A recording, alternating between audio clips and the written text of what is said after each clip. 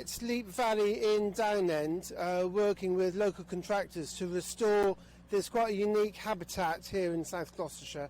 So it's an urban wetland which has been drying out for several years. So we've got diggers coming in, working for a couple of days to create new channels that will hopefully flood the wetlands over the winter period and hold back the water from flooding down further inland towards Bristol.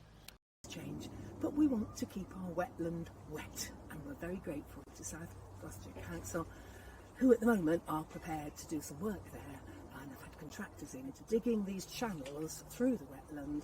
Hope that that'll mean that more water comes in. Hope the snipe will like it, the water rail will like it, the marsh and marigolds will come back, and so we'll be back to more of a wetland, because if we don't do anything it will just dry out.